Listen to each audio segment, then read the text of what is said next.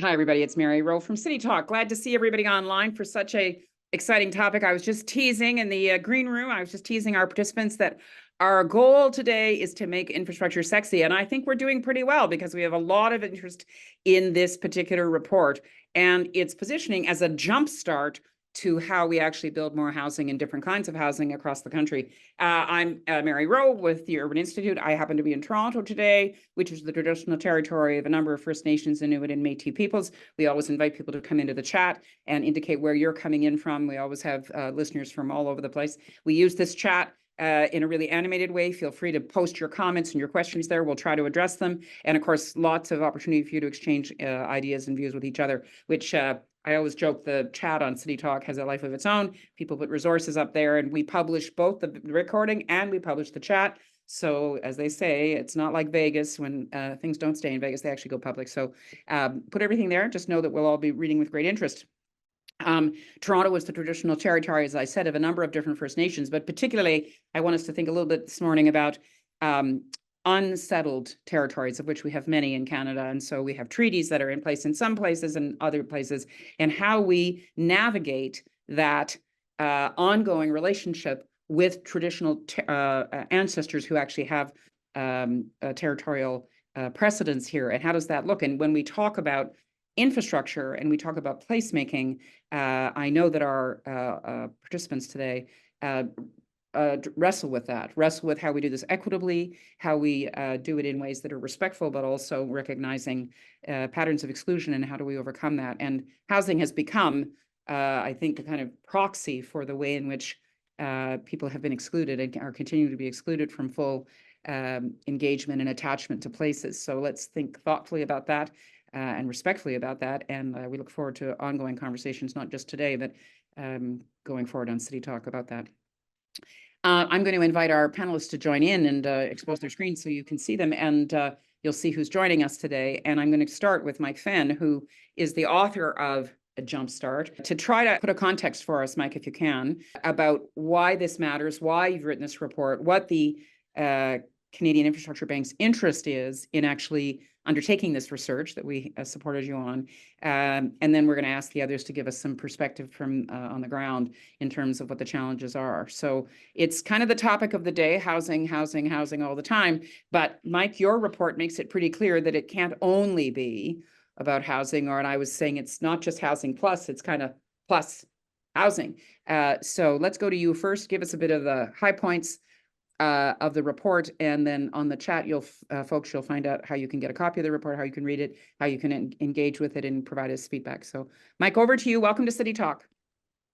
Well, thank you, Mary, and thank everyone that's dialed in on this. As Mary says, some of us are quite enthused about infrastructure, but it's not everybody's cup of tea, and we're going to try and make this interesting and relevant for everybody involved.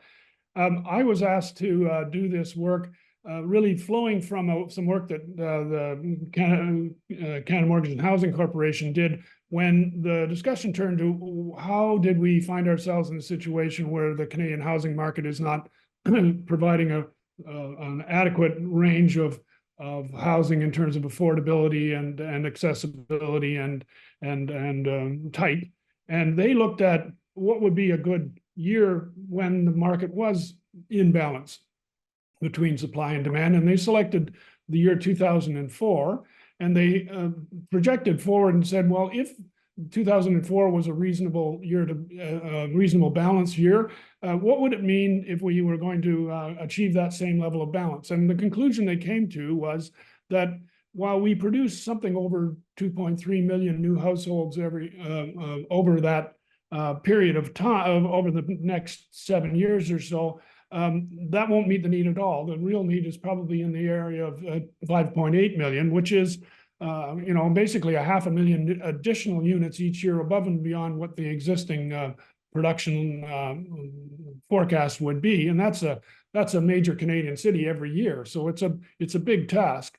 And the other question related to that is, well, if that's true, and since every household requires infrastructure from washing hands and flushing toilets through to schools and recreation centers, what would that price tag be? And we looked at some work that the Federation of Canadian Municipalities did, which says on average, and everything's an average, I suppose, it's something in the order of 107,000 per residential unit. We did some work looking at studies that municipalities have done across Canada, particularly in the metropolitan areas, looked at a range of infrastructure. There's really probably more than 24 types of infrastructure that really support housing. And we came to the conclusion that it was in the area of 104,000. So it very much confirms what FCM did, although our methodology was somewhat different, somewhat more expensive for peripheral marginal development, somewhat less expensive for intensification and infill housing, but an additional cost of significance regardless of what type of housing we're talking about.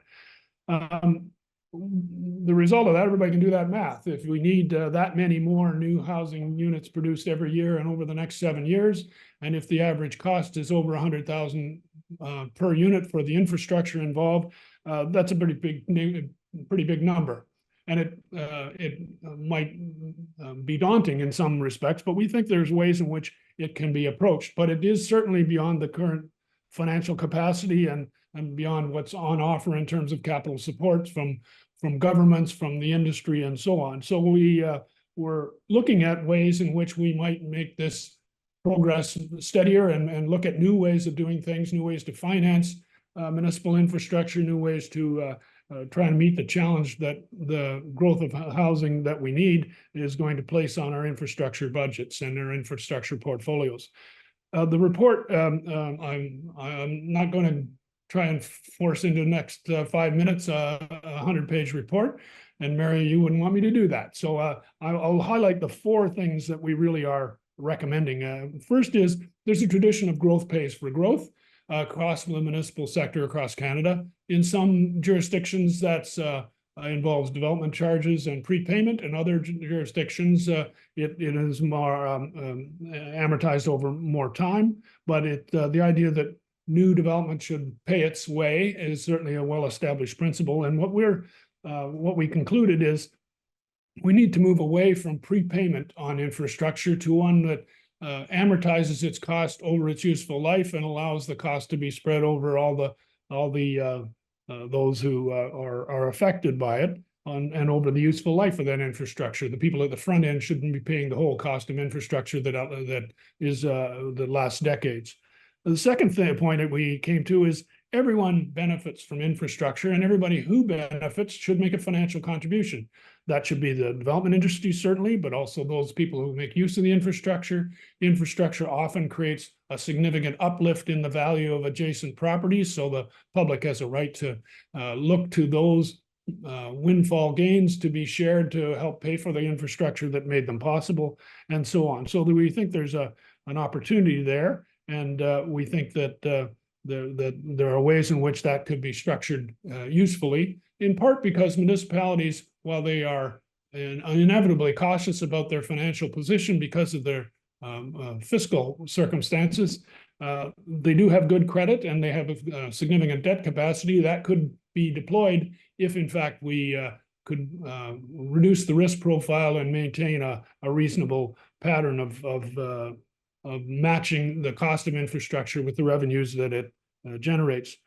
The third thing is we think that there are a variety of risks facing municipalities, and they're not all financial. Some of them are related to the decision making that's associated with infrastructure. But bottom line is municipalities face risks. They're in situations where projects are delayed, or there are cost overruns. There are mismatches between projected revenues and projected expenditures and patterns of growth. There are issues related to technology, particularly employing technology or new technology. And we think that there are institutional and private investors who are in a much better position to cushion that risk or share that risk than municipalities doing it entirely on their own. Admittedly, municipalities can borrow money at a lower rate, but they need to insulate themselves from the costs associated with the risks that I just enumerated. And we think there are very practical ways to do that. Jonathan's going to speak to one of them a little later.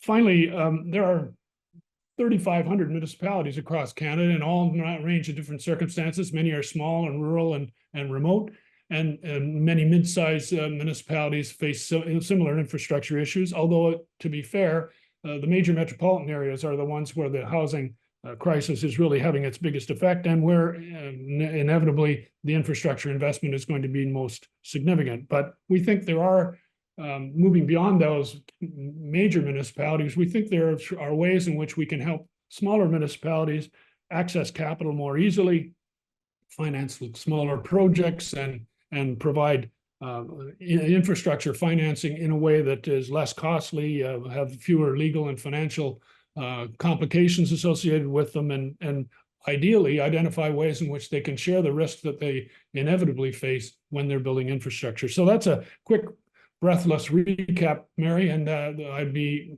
delighted to hear what other people have to say about some of those ideas, some of which I think are provocative, some of which people will take the view are straightforward. Thanks, Michael. As you say, it's a Gordian knot, this thing. I think as I said in my introduction, I think the important thing to remember is that you can't just do one thing. I think that's the dilemma. You can't just, and the dilemma we've got now is it's all in the media and it's in everybody's consciousness that we have this housing crisis. But along with the housing crisis, we have all these other investments that need to be made. So I'm going to go next to Mayor Savage, because you are in arguably, I know a number of municipalities are claiming this, but you've been saying for some time that HRM is the fastest growing municipality in the country. And you got to do something with these people. Where is everybody going to live?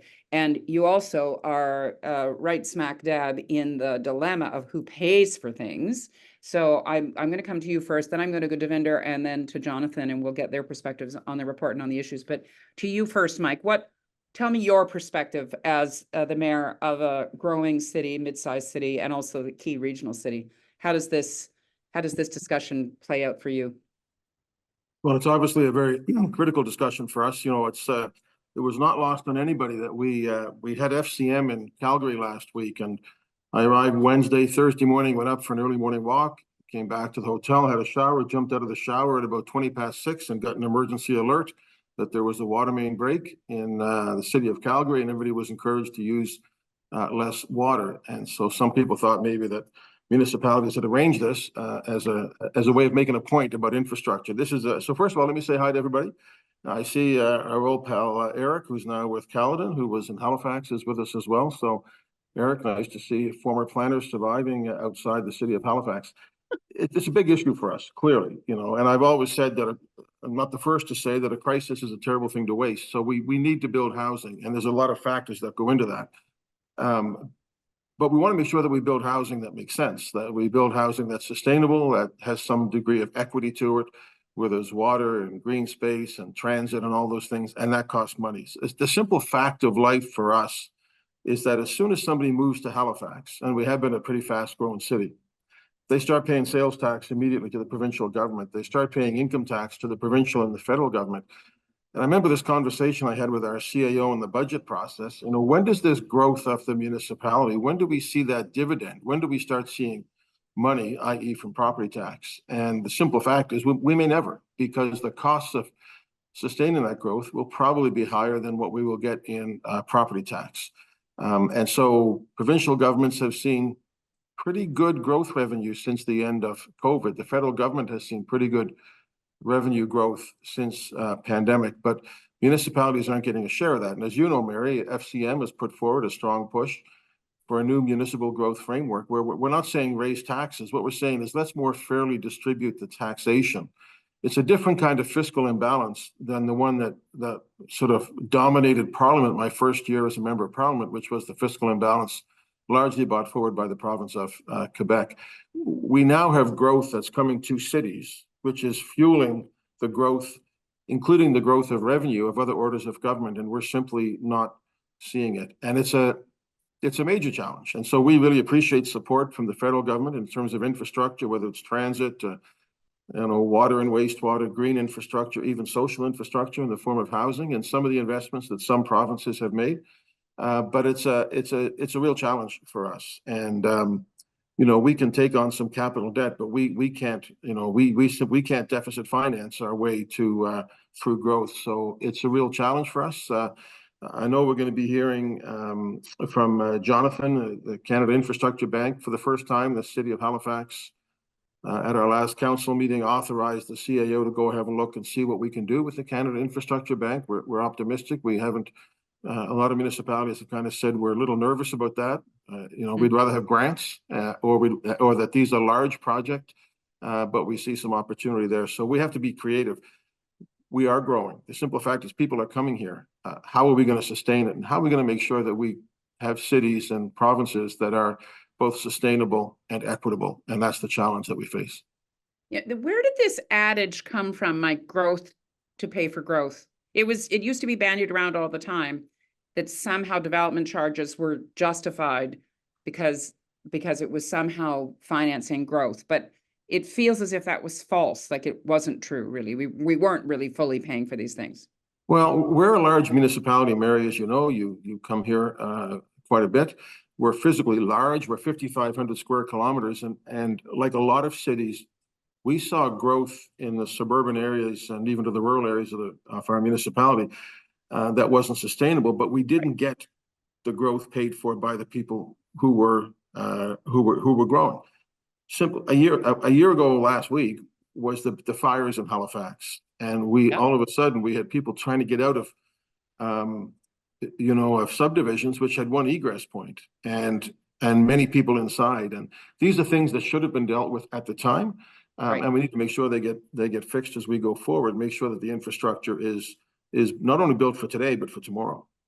Right. And then there are all these other implications of things that you don't even see. As you suggested, you had to have an evacuation route, but we've continued to, we don't have great data, I suppose, to inform to us what are the future risks, whether it's a water main breaking or you need a different egress route to be able to get out because of a flood or a fire or something, and how much of that has to be invested in this infrastructure. Devinder, I'm going to come to you next. You're the person who carries the balance sheet there in the region. Talk to us about the practicality for you. You look at the balance sheet, and I don't want to lose what the mayor just mentioned around debt and risk. We'll come back to that. But just give us a picture for us about what's your experience like this in Peel. Yeah, and I'll say, and thank you for the invite as well. And I want to also say thanks for the report. I was just quickly going through it, and I like the 4 points that have been raised, and I'll just maybe mention, maybe a little bit on your sexy part about why infrastructure is sexy. To me, it's almost bringing sexy back to infrastructure. I just want to maybe make a point about, as we're moving deeper into the 21st century, that whole idea of infrastructure is shifting towards more of a positive message. Like, we need this. People need this. People need it for the planet as well. Mm-hmm. And I want to make reference to the fact that it's giving us opportunity to be innovative, opportunity to get more excited about it. But also, I think, back to Mike's point, it's also some essential developments that are needed. And those developments are needed to be more, I would say, deliberate. They need to think about sustainability. They need to think about the whole element of climate crisis. We need to be prepared for resilient infrastructure that's going to consider floods or water main breaks. And I think that's the whole opportunity here. When we think about infrastructure and we think about making it sexy again, is how do we go into that new industrial revolution, past the industrial revolution into the new technology era where infrastructure is much more resilient. If I bring it to Peel and as the CFO at Peel, I mean, we've got challenges and a lot of these challenges, a lot of folks in the room around the I would say the country kind of know about these challenges. The province has introduced these housing targets, and those are significant targets. They're aggressive, and they're aggressive already with the targets that we had in our plan. It's for house enabling infrastructure, we're looking at almost 2.5 times what we put in our plan for our 2051 regional plan. And if I just look at historical trends, that's 5 times what we are historically seeing as a growth. So just imagine that. I mean, it's almost as if this curve is a very steep curve that we're having to plan against, budget against, and at the same time recognizing that we need to accelerate. So we're having to build more infrastructure in a shorter timeline, and with more money that perhaps we are not budgeting for. And this means we need more water infrastructure to enable this growth that's coming our way, and it's coming our way rather fast. And with that, someone talked about debt. Yes, we need to borrow, but we need to borrow more than we're planning for. Mm-hmm. And when we talk about these capital projects, they're long-term projects as well. They typically take 5 to 7 years to complete. And then so that means some of the work that's required, municipalities need to fund that work today. You talked about development charges a little bit here. So, municipalities are required to build that infrastructure before any revenue from DCs might be coming. And that comes later, much later down the pipeline. I talked about 5, 7 years for the infrastructure to be built, but for water, wastewater, that might take 20 years to collect some of those revenues that are coming. So we're having to kind of fund this pot up front, and that pot is bigger. And then that's challenging me in terms of how much can I borrow, and then before I reach that limit of what is available to me to borrow. So there are many challenges that we have, and I would say these are exacerbating some of our current challenges. And I'll just maybe mention, Mary, a little bit about Peel itself. I mean, we don't know where we are. We're in a little bit of an uncertain period. So our borrowing is also a little bit of a problem for us right now, because Peel being under the microscope right now, we're not being dissolved, but some of our services are still being looked at. Mm-hmm. And the question of how much, will be still available to us, but the markets are closed to me right now as well, which is also problematic. As we're planning for growth, as we're trying to borrow, we can't, because I can't go to the markets, right? I just want to remind people, just because something is complicated doesn't mean it's complex, doesn't mean we don't have to tackle it. And Devinder's just highlighted a whole bunch of them. But I'm interested the positive approach you took there, that there is actually, when you started, that there is actually an opportunity to be innovative, that we got to be fast. I think that's part of why I'm going to come to the CIB next, because we need to be innovative in terms of how we finance things. That's one of the challenges we're facing here. We got to get money in faster, and the municipal growth framework that the FCM has authored and put out is a very ambitious challenge to say the money is flowing in the wrong directions. We've got to actually put more resources to the orders of government closest to the receiver of the service. So this is an overhauling thing. But we've got to, what I think you're suggesting is there's actually a positive opportunity here. We could actually clean tech. There's lots of ways to do this and to move money more quickly. I just want to recognize, as for people not from Ontario, what Devinder's referring to is that there is a regional review going on here, and she's working for an entity that is kind of in a stage of limbo, let's just say. We don't quite know what's going to happen, but we know at CUI that regional governance of some description is really critical.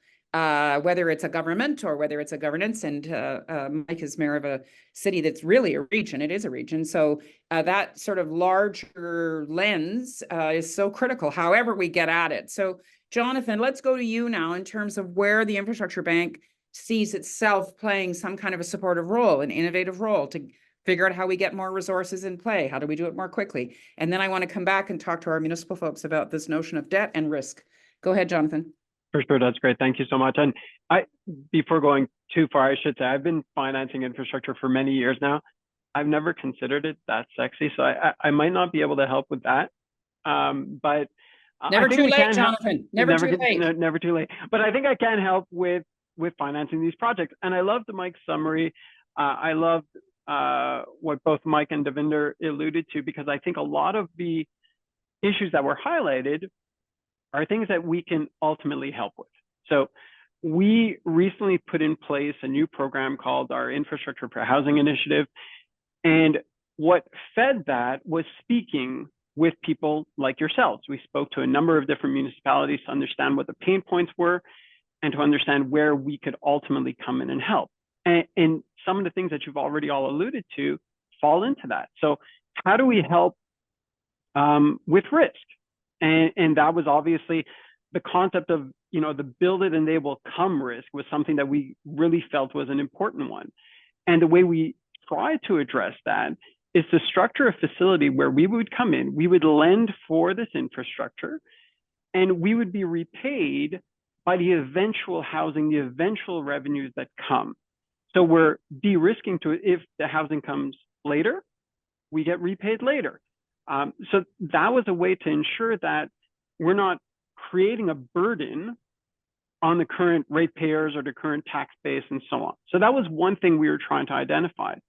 Another one that was really important for us, and there has been allusion to this as well, was how do we help smaller municipalities?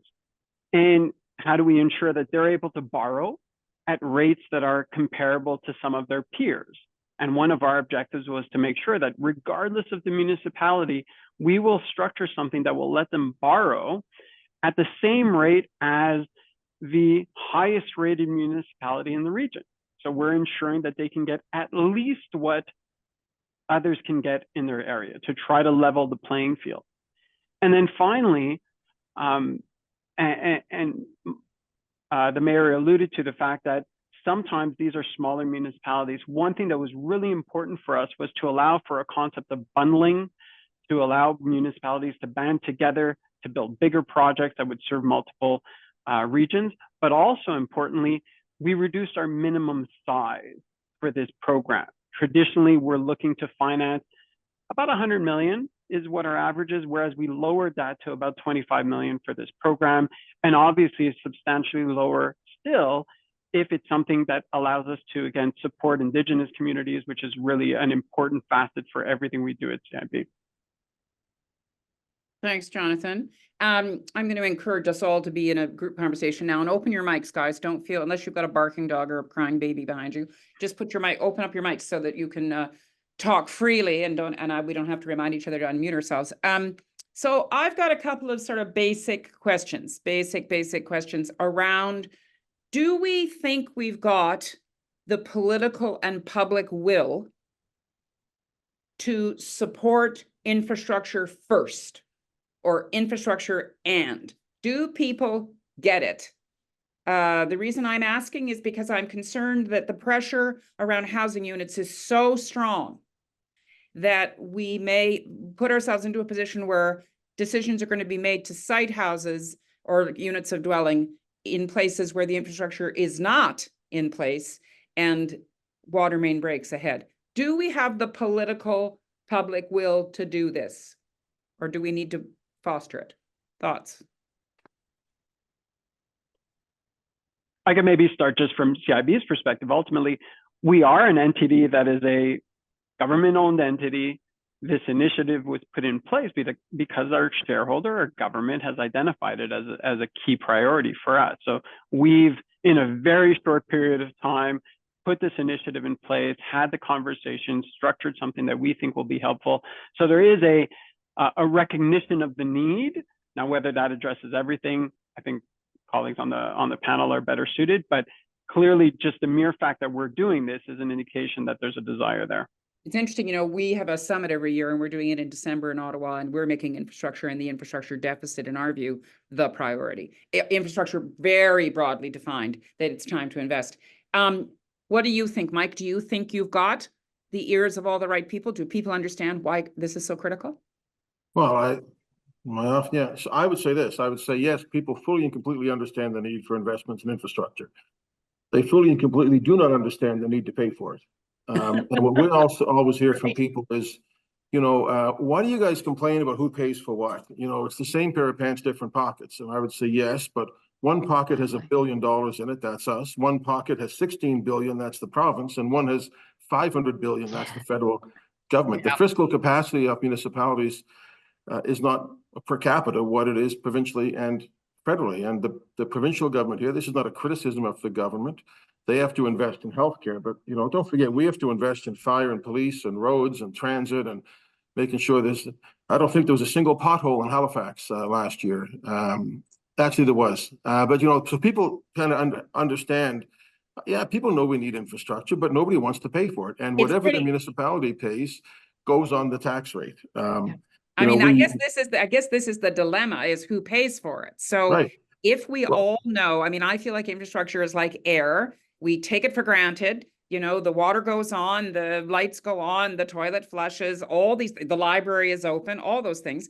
But I guess Mike Fenn, two mics, Mike Fenn, you're trying to raise questions about, are there other ways to access? FCM saying reallocate more resources into municipal government so they can get on with it first. Mike Fenn, you're also suggesting there are other capital pools, and I think that's what CIB is trying to leverage, that we should also be tackling. We should be amortizing our investment over a longer period of time. We should be taking on more debt. More thoughts on that, Mike Fenn? Well, Mary, to your initial question, I guess I would explain it this way. Everybody can understand the need for infrastructure, and we have a quote in the report that quotes Mayor Savage saying that people expect a full range of infrastructure, not just pipes and not just the sidewalk. You know, they expect the full range of community infrastructure, and it's an expensive proposition. But in order to do that, you have to develop a portfolio that's quite extensive. I guess my thinking on that is everybody understands the need for that infrastructure, but we are being fairly precise in terms of deciding who should be making financial contributions for it. And I think, frankly, we've been overly narrow.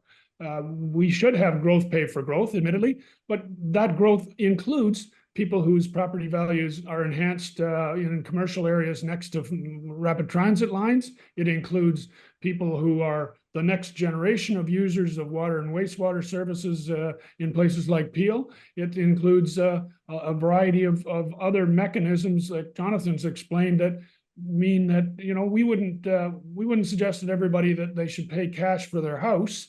But that's what municipalities do with front-end financing for infrastructure because they have to. And so if we can shift the discussion to saying, let's pay for what we need, and we all know we need it, in a way that brings everybody to the table and everybody makes a financial contribution in accordance to their capacity, and then make use of the capacity that we have. I mean, Devinder makes a good point about the pressures on the capital markets, but frankly, Peel is a good, they're an example I'd cite. They've got a credit rating that's better than most provincial governments. They've got a lot of taxable assessment. The trick is to make it attributable to something that people consent to and are willing to pay for it on a reasonable basis over the useful life of the infrastructure that they're all using and they know they're using. So this is back to my notion of what the other Mike was just saying about people not realizing they have to pay for it. You know, we invest in our communities, we invest in our families, we invest in our workplace, we invest in our community associations, we all invest in some way. And I guess the question is, can we make this more material, that we're investing in the future? So transit is an investment in the future. Intensification in neighborhoods is an investment in the future. Can we move people to that? And Devinder, your comment that is there an opportunity to see the economic potential for this, that we could actually be really good at this? And I think back to that, I mean, can I bring innovation back into this and different way of thinking, perhaps even? And traditionally, we know we have built communities a certain way. Traditionally, we have single-use homes. There was a certain purpose for it. But when you look at the growth projections, you know, we need to consider density and we need to consider how do we build. Municipalities don't build homes, right? We definitely lay out the infrastructure, but I think in that lens, what you're developing, what you're designing to fill those homes, housing crisis, definitely we have a housing crisis, but how do we build that house, or how do we build those shelters? Because I also want to get into another issue that we've got on the housing, but I think we need to be a bit more innovative and a bit more creative on the density conversation as well. Back to Mike's comment about we have a dollar. It doesn't matter whose pocket that dollar is coming out of. I believe we're limited to how much dollar we have, how many dollars we have. So let's be prudent, let's be smart, let's figure out the value for that dollar and make it stretch. So I think multi-use or high density is an opportunity here. And I don't know if that's being considered as part of the plans for building. I mean, I want to go back to Mike Fenn. Mike, you came up with the $100,000 number, which everybody's getting jazzed about. Is that number different depending on where you invest in? If it's a neighborhood that's already built up and already has existing services versus a neighborhood where you have to lay it all down? Yeah, that's a really good point, Mary. I mean, it's like that old adage about if your head's in the oven, your feet are in the fridge, you're on average okay. The experience we've had is in looking at this is, as Devinder says, there is a reduced cost of infrastructure for infill or for intensified areas or some of the work that CUI is doing on main streets and transit-oriented development. The one caution I'd have is there is a bottom limit to that. We can knock the $100,000 figure down a fair bit, but the need for infrastructure is driven by the number of housing units. And as long as that's true, you might get the number down to 70 or 80,000 if it's a well-served area, but you're not going to get it down to zero. And so there's a temptation to say infrastructure is free, let's just build. The caution that I have included in the report is we can expedite housing approvals, but you shouldn't assume that the hydrants are always going to have enough water for everybody. That's not a reasonable assumption, and be careful about it. Mary, can I add something just on densification, if you don't mind? Yeah, and then I want to get Mike and Devinder to give some feedback to you, Jonathan, about what is it in the CIB program that needs to change for them to be taking better advantage of what you're offering. But go ahead, Jonathan, speak about I'll definitely take that. You know, our selection process, because we're going to have to select which projects we support, and it's all going to be based on the amount of CIB money towards housing enabled. So higher densification will lead to prioritization with us. It will lead to higher loan amounts from us. So that is something that works into our program as well. Right. So can I hear from Mike and Devinder? Tell me what would the concerns be, either from a municipal government or a region, assuming you weren't in limbo anymore, Devinder, and the markets would talk to you again. What do you need CIB to do to be able to help you solve your problem? And you can't just say free money, because that's just not something we can do. Mike first, and then Devinder. Well, I would say free money. I can't say that. Look, our concern with the Canada Infrastructure Bank since its inception was the two that I mentioned earlier. Number one, you know, we got to pay it back, all right? So we'd rather have grants. Let's face that. And we didn't know initially when this government, federal government, came in, there was a lot of money in infrastructure. We applied for it, we used it, that was good. And so we were, you know, a little concerned about that. Plus, initially, these are large projects, but we're now at a place where we think we can use some of the support of the Canada Infrastructure Bank. We have to buy fleets of electric buses. We have to make major investments, and we believe that we can do that through the Canada Infrastructure Bank. I know you want to hear from Devinder on that, but I just want to make this other point about, as you know, Mary, we have in Halifax have a very aggressive and ambitious climate plan called Halifax. And as part of that, we said, if you're going to have a climate plan, you can't just have a plan and not budget. So starting 2 years ago, we brought forward a 3% property tax on every property taxpayer, commercial or residential. Everybody pays a 3% levy, which goes into our climate action fund to buy things like that. And as I've often said, it was unanimously endorsed, but only by some of the people. Nobody wants to pay income. Nobody wants to pay property tax, right? And even though our debt is pretty low, you know, the average Haligonian pays, I think, $34,000 in national debt, around $18,000 in provincial, and around $1,600 in municipal. But because of the size of our budget, we have to be a little bit careful. So we do think, our CIO and I both, we think that there is an opportunity now with the Canada Infrastructure Bank at 1% or whatever the rate is, that it can in fact help us build infrastructure that we're absolutely going to need. So we're optimistic about that. So let's talk a little bit about that, because I guess the question is, I hear you don't want more, you don't want to owe more. I mean, you already don't have enough dough. That's what the FCM is saying. Not enough money sits with you. So Mike, are you averse to using private capital markets differently and thinking differently then about whose money gets invested in infrastructure? Or is this just too risky a thought for you? Well, how much of your personal capital are you offering us, Mary? Yeah, listen, I'm rolling in it. I know. Well, I mean, listen, I'm an Ontario girl. I remember Walkerton. So yeah. I know what happens. I know what the risk is and what people's concerns are around privatizing infrastructure. Public safety. I know, I hear that, but I mean, we have public-private partnership models. We build bridges together. We build roads together. Are there other ways to do it that take advantage of institutional capital, institutional investors? I'm looking to see if any of them are in the chat. They don't often. Well, I'll just quickly answer that because I know you want to get to Devinder, but I think most municipalities have traditionally been probably somewhat risk averse, but more and more they've been looking at it, everything from TIFs to everything else that you could imagine that will take things off our books, because the stuff that we pay for is important. It is now, and we traditionally, I think, even developers will tell you quite often that they're prepared to pay for, splash pads and pump tracks and all the things that people want, as long as they have the certainty in knowing when it's going to come back. But we have not charged enough I don't think, in development. In the first place. Charges. In the first place. And we're catching up. You can't go back now to a developer who built a community 35 years ago and say, now you got to pay, for the extra egress. And you said you didn't need a library. Now you want a library, you want transit, you want recreation.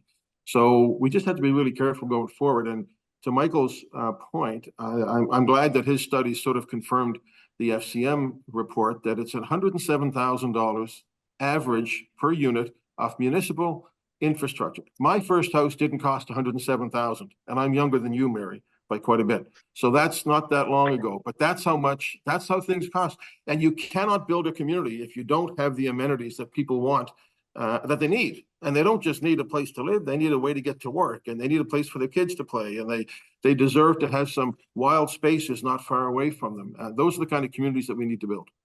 Yeah, complete communities, I know. And Devinder, it's so interesting to hear your perspective from Peel, because just saying, it's not like Mississauga was the poster child for intensification and sustainable development, but you are not just single-handedly, I know you have many, many colleagues and friends in the Mississauga and in the Peel region that are trying to come to terms with the decisions that were made and maybe the lack of investment that existed at that point. Can we advance this in a way that is productive and equitable and sustainable? Is it in the realm of possibility, or are we just going to end up with more bad sprawl?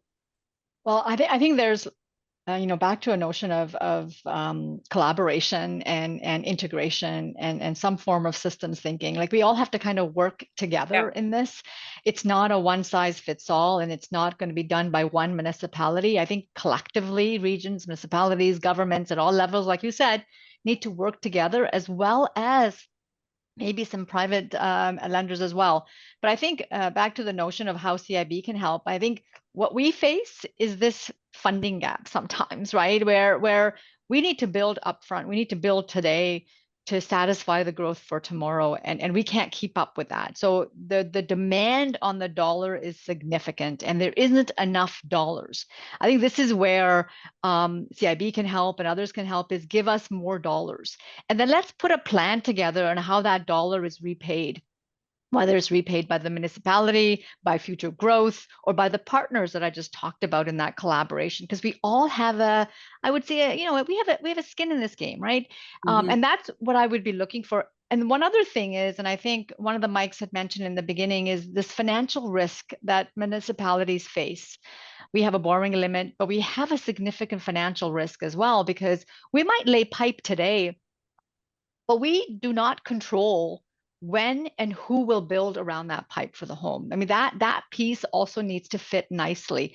We all need to work in tandem, but we face that risk. So we'll invest the dollars today to put that pipe down with the hopes that the revenue will come, with development will happen around that pipe as well. So we need to work together, and this is where CIB can help us, is help bridge that funding gap, or maybe take some of that risk away from us. In ways that they could, it's called, gapping or whatever, ways that they can burden that burden for us until the dollars do come. If we all put our faith in development, I think that is where we are. We are seeing that. We recognize that's a steep climb. But even if it doesn't come to the full steep, even if it goes halfway, we're still got a significant growth ahead of us. But I think that's one of the areas where I would be looking for help from anybody on, is to help us on this initial upfront funding, bear some of the risk with us, and then work with us as we, build everything together. Yeah, I appreciate all these comments about all the different kinds of models. And on the chat, as per usual, we have smart folks on the chat. Alison Ashcroft is in there talking about the way in which finance has been done with the First Nations community and in BC. Thanks, Al. I think these different models, Mike, I'm interested whether or not, Mike Fenn, is the insurance industry engaged in this at all in terms of creating some kind of economic climate that encourages development in ways where the risk is being minimized? Well, that's not an area of my expertise, but there's a couple things. They certainly are monitoring the kind of climate change impacts that Vinder was talking about, and so they are aware of the fact that if municipal infrastructure isn't upgraded to meet current standards, then they're going to have all kinds of claims for flooding and all kinds and sewer backups and all the rest of it. So, from a business point of view, I'm sure they are engaged. The report talks about a couple of areas where you could have a greater level of insurance, I guess, if you want to put it that way. Some of them are, as Mayor Savage says, just a question of being able to rely on overcoming the risks associated with this. I mean, insurance is all about risk. So I think that that's another possibility. We mentioned, for example, the current municipal practice in much of the country of requiring letters of credit on developers, which really interferes with their cash flow and their business financial position, and it causes them to be sitting on the infrastructure that Devin is talking about. If in fact there were alternatives to letters of credit and they were more like insurance products or bonds or things of that kind, we might liberate a little bit more of capacity in the home building industry, and they might be willing to take some more of the risks associated with building homes, because the risk isn't all municipal. I mean, in the current market, there are business risks associated with plunging ahead on housing too. I don't want to go down this rabbit hole too far, but because I know it's not as interesting to everybody, but I am interested in debt. Back to Mike and Devinder, do you think we should change? Should municipalities be more willing to take on more debt? Do you think that your councils would support that? Do you think the public would support that? Or do you like the constraints under which you have to operate, not being able to take on debt? Mike first. I hate the constraints we're under across the board. I think it's bizarre and stupid and ridiculous and outdated. You know, the property tax model that we operate under as cities goes back to before Confederation. It's nuts. You know, as you've heard me say, Mary, and I hate saying this, but you've heard everything I ever said because you're one of the few people that listen to me. I listen to every word. I hang on every word. Look, property tax is the best form of government in the world, except for all the others. That's a Winston Churchill paraphrase about democracy, but it is a shitty way to raise money, and it puts constraints on us that are ridiculous. So we have the province of Quebec is now looking at different ways for municipalities to raise money, particularly around the issue of climate change and its impacts. To your question about insurance, yes, I absolutely, I'm certain, I know I've had conversations with some people in the insurance business, not only about things like municipal infrastructure, but something that will totally be alien to most people on this call, the Isthmus of Chignecto, which connects Nova Scotia and New Brunswick, which if it gets washed away would isolate Nova Scotia and affect port traffic and everything else. So I think insurance companies are looking at all of these things in a big way. I also just wanted, if I could, Mary, just on the density piece, like we have the opportunity to build complete communities all over the municipality. But if you're a university city like Halifax, students are not going to live an hour away from school. So we have to specifically, one of the things the Housing Accelerator Fund did that I think forced a conversation with a lot of municipalities was say, if you're a university city, you got to look at how you're doing density. And so our city very, I thought, courageously, not so much for me because I'm getting out of here in 4 months, but from the rest of the folks that have to go back to the polls, we approved up to 8 units per lot in university areas, and we increased height in corridors that get buses to universities. So because you gotta, if we don't do some of these things as municipalities, we have a saying out here, then the arse is out of her. It ain't going to work. So we have to look at density. We have to look at infrastructure. We have to look at new ways of doing things. As you said, Mary, if we don't, then we're hoisting our own petard. We're out of time. It's not going to work. We have to look at new ways of doing things. That's all there is to it. Mike Fenn. I just want to make one quick point about debt. Nobody is proposing that municipalities should be able to run current account deficits. The federal government and provincial government do a lot of that, and municipalities would be crazy to take on that responsibility. I mean, the property taxes, Mayor Savage says, just would never support that. And we see it in the States with municipalities that go into receivership. But debt for long-term capital works makes a lot of sense. So we all take out a mortgage to buy a house rather than save up and pay cash. And the infrastructure is the same way. And I remain convinced that a little bit more on a water bill, most people don't even know what they pay for water and wastewater, a little bit more on that bill that spread over 30 years will buy you a whole lot of good infrastructure. And we shouldn't be afraid of taking on debt for that purpose. As Mayor Savage says, the Quebec municipalities are looking at new forms of revenue, but one of the ways they have paved the way is they do use debt for infrastructure. Their infrastructure is as good as anybody else's, and they don't have a lot of development charges and that kind of thing that are prepaying everything, which makes it less possible to build the infrastructure.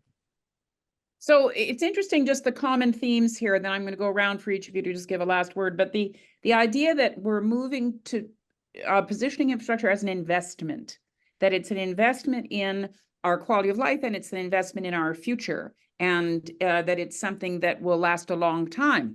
And that if we do it really well, then we can try some stuff. We can do it differently. We can create more opportunities for materials recycling. We can do more of a circular approach. We can all those kinds of things that, you quoted Churchill, Mike, and I'm going to quote Oliver Wendell Holmes. I'm happy to pay my taxes because they buy me civilization. This idea that instead of being allergic to public investment, we start to embrace the idea that we're actually investing in our common life together, and that's how we build economies, and it's how we build communities. And infrastructure is one of the key enabling conditions for people to be able to have contented, happy, productive, creative lives. So I hope that we can move people's perspective to that. It's not just another ding, another tax, another something. So Jonathan, I'm going to go to you first because you are part of an effort by government to create a different kind of capital pool and a series of different kinds of models to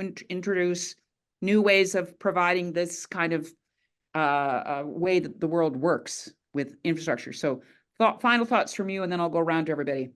Sure. I'm actually going to use my final thoughts to address something that Devinder alluded to, and just to clarify our program, because I think that some of the things that she highlighted is what we can do. We can finance with our partners, we could finance 100% of the infrastructure needs. So that's one thing that's really important. You talked about the financing gap. And we could also structure our debt to be amortized or sculpted to be repaid over the useful life of the asset. So we can go quite far down the road. And I was looking at the chat, someone did bring up, why aren't we reusing and recycling and so on and so forth? And I did want to take just 2 seconds to mention, we also have a retrofit program, and we could fit this within that, which would allow us to retrofit existing buildings to, again, enable new housing and the like. So thank you so much. Merci beaucoup tout le monde. Thank you, Jonathan. Devinder. You're muted, Devinder. Come back. Apologies. Yes, I know it's that button. I just want to I don't know if this is my closing comments, but I mean, rapid growth and that whole commercial development has been the cornerstone of any economy that's building, and Peel is no different from that as well. We are growing rapidly. I just want to say we service right now 1.5 million folks, and in our plan right now we have 2.3 that we're reaching towards, 2.3 million, and that's a huge trajectory, and that does not relate to the growth that the province is anticipating for us. And that also does not take into consideration all these asylum seekers that are coming at our doorstep, right, and the challenge that we have just on housing itself. So I think any opportunity here to get some infrastructure built, house enabling infrastructure for sure, is something that we're up against. We borrowed today, we issue debt on water, wastewater. That's one of our models. We do it really well. We're AAA rated by 2 rating agencies. That functions like a machine for us. We've been doing this seamlessly for the past 50 years, very quietly, and we would love to do more. I mean, that's really, I feel like right now our hands are tied and can't move forward. But yeah, we're more than open to do more and try to work with the province and everybody to accelerate this house enabling infrastructure. I mean, this is a problem lots of places would like to have, you know. People are moving here. People are, things are happening. People want to be here. We have to remind ourselves that it's so easy to just get caught up in what we don't have, as opposed to thinking about what we do have in Canadian communities. Mike Fenn to you, and then last word to the mayor. Go ahead, Mike Fenn. Muted Mike. You guys were perfect until just like the home stretch. Mike. Okay, well, let me unmute and say I've had a lot to say, and there's a lot in the report that I'd recommend people read. So I'm going to throw the ball back to you. Great. Read 100 pages, nighttime reading. Mr. Mayor. Yeah, thank you very much. Look, this discussion of infrastructure is really important to us. From my own point of view, we need to make sure that we're not letting other orders of government off the hook on infrastructure. So if we're taking advantage of the Canada Infrastructure Bank, which we can, we need to make sure that we actually are not replacing something that other orders of government could support us on. But investing in, you know, and we can get a better rate, I'm told, through the Canada Infrastructure Bank than we can from the Nova Scotia Municipal Finance Corp. So these are good things. And investing in infrastructure, investing in things that are future oriented, like infrastructure, like climate, to me, are things that are legitimate subjects of debt, as opposed to operational funding for police and fire and those things. So we have to be prepared to be, I think, strong and make the case that we're going to make these investments. We'll pay our share. I know municipalities will always pay their share. And with one minute left, it's probably not quite enough time to get into a full debate on property tax. So I'll leave that for another day. But I look forward to discussions with the Canada Infrastructure Bank, and I thank Michael for the report that he's done, and Devinder and Mary. As always, it is a delight to see your quiet and understated face and all the work that your organization does. You know, sustainability in cities is not for the faint heart. And that's what we've been all saying, is that we need everybody to engage in these conversations. And you can see from this session, we've got staff, we've got municipal staff, we've got Crown Corp staff, we've got consulting staff, and we have a mayor. So it's going to take all of us. Mary? Yes, go ahead, Mike. Can I just say this? Yeah. Can I just do a big hurrah for municipal planning staff across the country who often get shit on, but are doing unbelievable work and accepting a lot more risk than sometimes their political masters want to take on. So thank you to all planning staff who are part of this conversation as well. Absolutely. And it's a partnership amongst all of us. But I think the important thing, and all of you in the chat, just remember this, that city building is for everyone, and we all have to be engaged. We have to figure out how many pockets there are, not just one, not just two, but many, and how do we engage in our collective life together, which is what we're going to do on. So mark your calendars, the 5th of December, to come and talk about infrastructure and how we need to invest in our future. I always want to just stop by saying that as the world around us is full of tension and conflict, and not a very positive, happy place at the moment, let's just all appreciate that we live in communities that function. The water still, let's hope Calgary, the water will get restored, and that we have to be anticipating what the future is. And we have that challenge across communities in Canada, as we know. So we together are going to solve all this together and make better communities. So thanks for joining us at City Talk, where we talk about what's working, what's not, and what's next.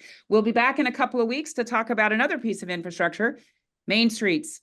Main Streets as critical infrastructure. Thanks, Mike Fenn, for the report. Nice to see you, Jonathan, Mayor Savage, and Devinder. Great to have you. Thanks for tuning in, everybody. Have a good one. Thanks, all. Thank you. Bye-bye.